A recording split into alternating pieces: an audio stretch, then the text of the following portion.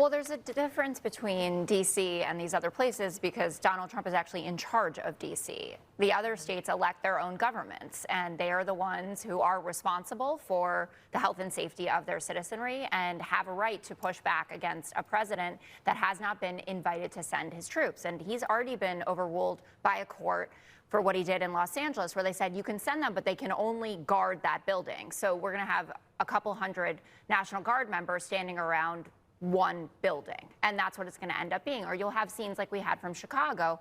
I'm sure you guys saw a delivery guy went by ICE officers that were standing there wearing masks just in the middle of the day, a nice kind of, fall day in Chicago, and I think he yelled F Trump at them, and then you see them chasing him down the street, and he gets away. And that's what a lot of people think is going on here, that it is unnecessary, and that doesn't mean that there isn't a way to work together, maybe, on the south side of Chicago. But in Oregon, I trust the AG there who says we have enough people to deal with this, and they have been dealing with it for several months.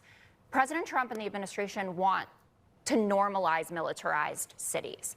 They've talked about it. It doesn't bother them. It doesn't bother Jesse. He would, if we walked outside there, he wouldn't be upset if he saw a militarized New York City. Kathy Hochul put the guard in the subway, and you didn't have a problem with that, did you? Kathy Hochul is in charge of New York State. Donald Trump is not in charge of Oregon or in charge of Illinois, but he doesn't seem to understand that.